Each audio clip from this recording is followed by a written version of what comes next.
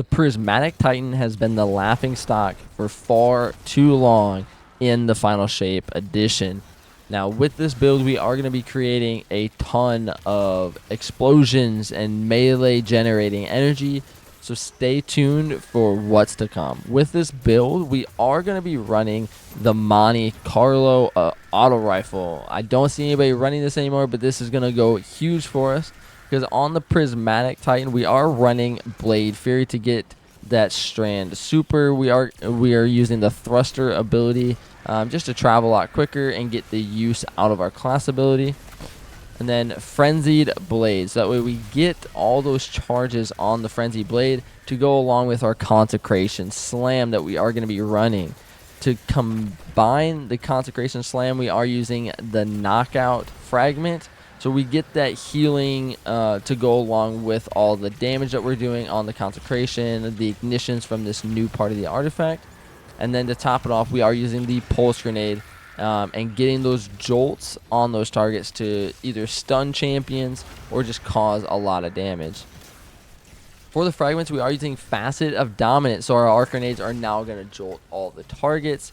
Facet of Dawn to give us Radiant off of our powered melee, and then our powered melee will also give all of our nearby allies Radiant as well. The Facet Protection, so we get that resistance to incoming damage and then increase it off of Transcendence. The Facet of Purpose, so we're going to be getting a lot of orbs on this build, and with the orbs we're going to be getting Woven Mail pretty much constantly as long as we're doing what we need to do.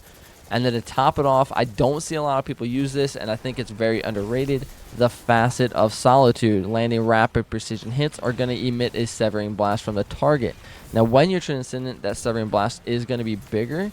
Now, with the Sever, targets have their outgoing damage significantly reduced. So that's going to be huge for you just to be able to stay alive in certain situations, in your GMs, in your dungeons. And then to top off with the Facet of Protection, you're just increasing the amount of damage that you're able to take. Now, you're definitely going to want to get into your tier 10 resilience to maximize your damage reduction, and then go into tier 10 for your discipline. Make sure you can get that grenade and just kind of get the ball rolling in those group attacks. Pairing up with the Monte Carlo, we are using the exotic class item Stoicism for the Titan. I do have the abilities on here for Spirit of Inmost Light to empower my other abilities, giving them better energy regeneration. And then I'm using Spirit of Contact. This is the point contact brace cannon ability, but this one is a little different. Instead of only applying with Thunderclap, the Spirit of Contact allows any of my powered melee, causing the nearby targets to suffer from lightning strikes and then become jolted. So it's going to create a very widespread attack from the Consecration Slam being an AoE and hitting a ton of different targets. And then on top of that, we're going to be jolting everybody. So if they're not going to be taken out by the Consecration Slam, the Spirit of Contact ability suffering the lightning strikes and making them jolted will definitely do the trick. Inside your artifact mod, you're definitely going to want to be using the Solar Fulmination. Just came out in Act 2, just allowing your ignitions to do increased damage and have more of a radius. Now, for our armor mods, we are going to be running a special ammo finder and a heavy ammo finder just for that ammo purpose, and then a kinetic siphon to go along with the Monte Carlo. On the gloves, we are using heavy-handed as well as firepower. The chest piece, the arc, and solar resistance, along with solar reserves.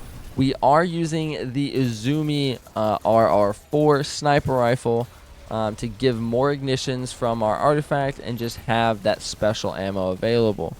On our boots, we are using Solar Weapon Surge and then Double Invigoration, reducing the melee cooldown every time that we create an orb of power.